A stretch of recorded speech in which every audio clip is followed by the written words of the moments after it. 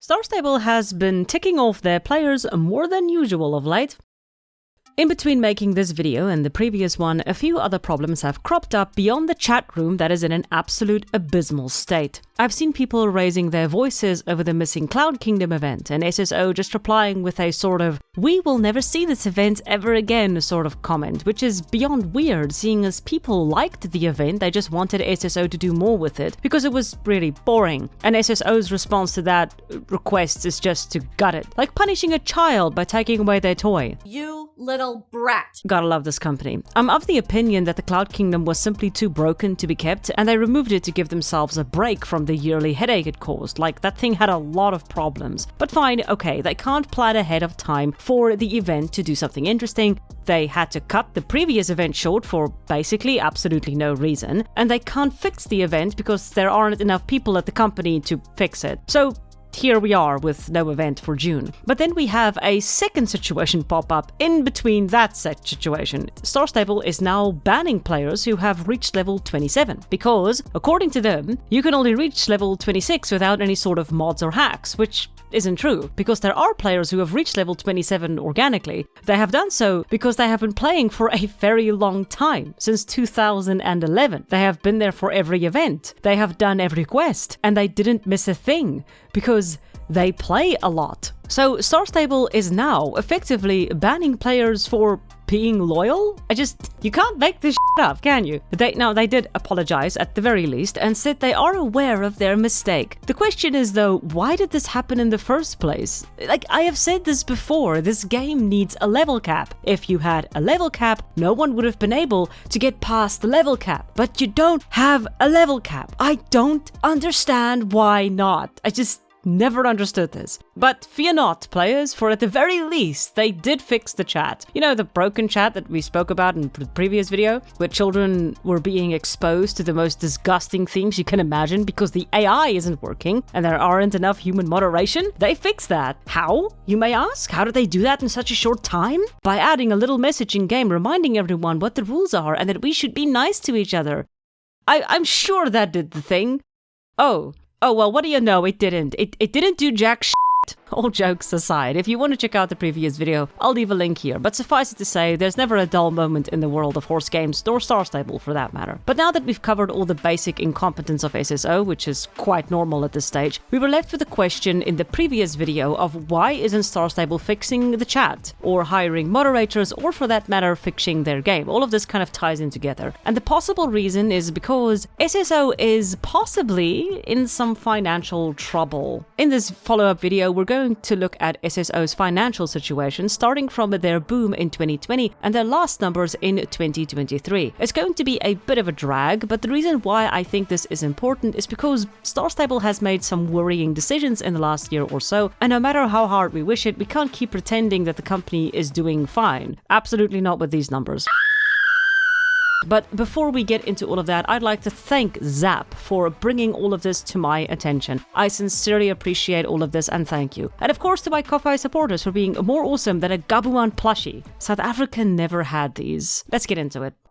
In a previous video, I once briefly covered the history of SSO's projects and how those projects got shut down systematically one by one. For the finances to make sense, I'm going to be covering the projects and the revenue since 2020, because we have to kind of see the growth to appreciate the slow decline. Yes, this video is going to be pure financial and accounting. Absolutely riveting. I will save you all from this. If you want to hear a summary, head on over to this timestamp and spare yourself. Otherwise, relax, sit back, and let me explain the financial situation of StarStable online. I am not a financial expert, but I do have numbers, so let's get into it. So in this article from 2021, it states that in 2020, SSO revenue was 44 million, showing a rough estimate of 15% annualized revenue growth, which means they made about 22 million in 2019. That is a huge revenue spike. In the first quarter of 2021, they had an increase of 25% players, and on the 12th of May 2021,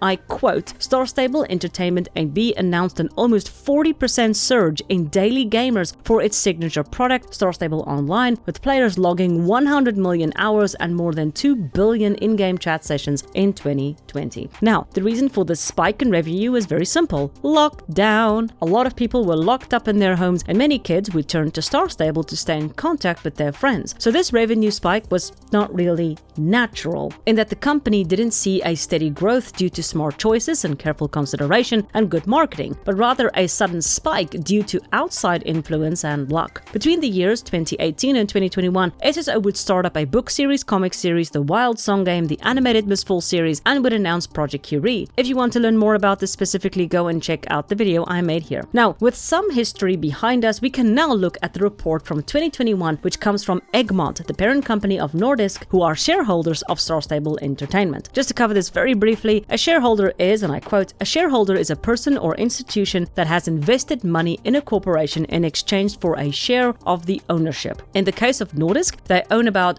57% of StarStable, and contrary to popular belief, they don't seem like a bad company. By looking at some of the other games on the list of Nordisk's website, most of these games do well. And yes, they do say on their website that they challenge the companies under them, but they believe in ambition, and by trying new things, you can grow. I don't know how much they push and how much they expect from these developers, but I did want to mention this to give an idea of what Nordisk kind of expects and wants from companies they hold shares in and what type of company they are. Before I continue into the actual numbers, I will make it clear I am not a financial expert. I got this information from Zap, a friend who worked as an accountant, and some basic research I did myself. So if I get anything wrong, don't hesitate to let me know. I'm always willing to listen. Let's get into StarStable's numbers starting from 2021. So at the end of 2021, their revenue had dropped from 44 million a year to 34 million a year, which amounts to a drop of 10 million, but they still made a decent profit of 3 million that year. In the same year, their non-current assets were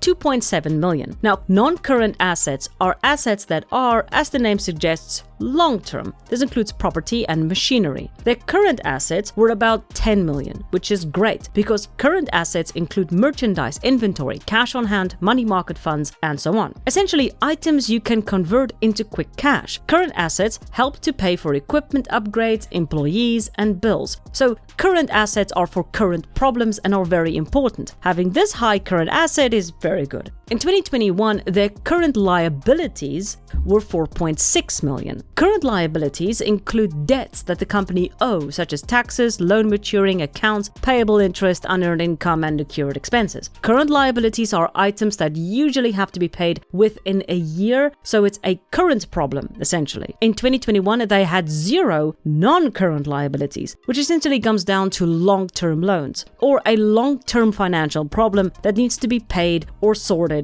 eventually. And finally, their equity for 2021 was 8.8 million. Equity usually refers to a shareholder's equity, which is essentially what the shareholder gets after they have settled debts, liabilities, and assets.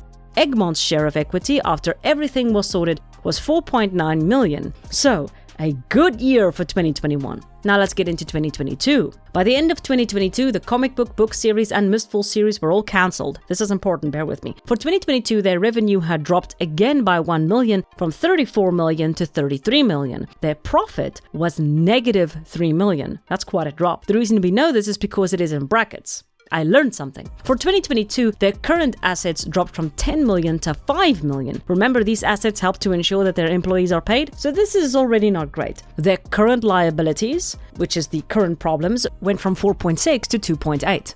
Again, liabilities are short-term loans and debts they have to pay within a year. The assets, as well as the liabilities, went both down. But now it gets interesting. Their non-current liabilities, which comes down to long-term loans, went up from 0 to 3.6 million. So they more than likely took out a loan. And finally, their equity, which is what the shareholders get, went down from 8 million to 1.5, which means that Egmont got around 800,000, a little less than the previous year, I would say. Now, the reason why I mentioned the comics and books earlier is because they would have an impact on 2023. So they fired these two groups. Project Curie was shut down, the Mistfall series was shut down, and according to some sources, they also let some of the musicians go. All of this happened in 2022, so this would possibly lift some of the financial burden for 2023. So with that in mind, let's look at 2023. A lot happened in this year. SSO changed offices, they also fired around 15% of their company, and they shut down Wildsong at the start of 2023. In 2023, their revenue dropped again, this time by 5 million, from 33 million to 28 million. So remember, this has gone from 44 million to 28 million over the course of 3 years. They made another loss, this time 1.1 million. Less than before, but still a loss. Their non-current assets or properties and machinery dropped from 2.8 to 1.4. This most likely reflects the downsizing of their offices. The current assets, which again is the current cash you have, did go up from 5 to 6 million, which is again good. They can still pay their employees. But their non-current liabilities, which was more than likely the loan, went down from 3.6 to 800,000. This does seem great, but then we have to look at the current liabilities. The current liabilities went from 2.8 to 4.2. These are payments they have to pay off fast. The general theory is that they took out another loan to pay off the previous loan, and this loan is a bit more pressing. And then finally, we see this bump in equity for Egmont, but this is more than likely the loan they pumped into the company to keep it afloat. So this is quite a lot of info, but let me break it down into something a little bit more manageable and something that everyone can go and share. StarStable had a huge revenue spike in 2020, 44 million. This was an almost double amount from the previous year. They would take that money and run with it, starting projects, new games, and sprucing up the office. 2021 is yet another good year, coming in at a cool 34 million. A drop of 10 million, but they still made 3 million by the end of that year. By 2022, they are abandoning projects and streamlining their company.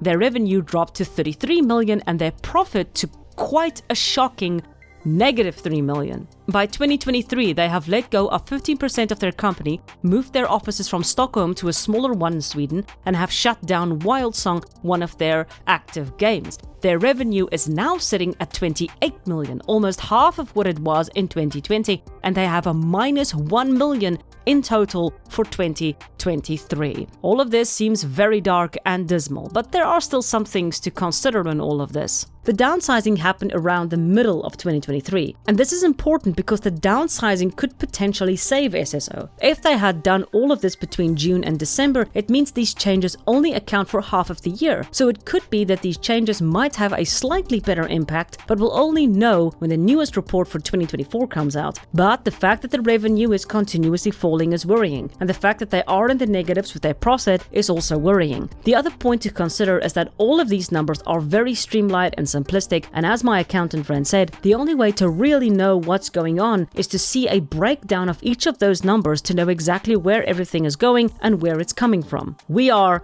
essentially guessing. But one thing we can't deny is that SSO is in the negatives and that their revenue is steadily dropping, which is kind of bad for them and the shareholders. StarStable has a lot of problems. They are possibly being investigated by the Swedish government for not adhering to child advertising law. Their chat room has become a danger for kids in general, which is their main target audience, and now their company is not doing too great financially. This could potentially put them at risk for shareholders to pull out, which would be devastating. Now, Nordisk does say that they're in for the long run, perhaps accepting that games don't just run in a straight line, there will be ups and downs. But one of the reasons a company might pull out is because of the business outlook going tits up. It could be that Nordisk decides to pull out because StarStable isn't doing too great on a lot of fronts. Now, please again, this is all speculation, and they might turn all of this around and I will sit with egg on my face again. For now, I'll wait for 2024's numbers to see if these drastic changes to the company did help. But until then, I highly doubt that they're going to be hiring human moderators anytime soon. I have no idea why they don't hire volunteers though. Maybe Azathoth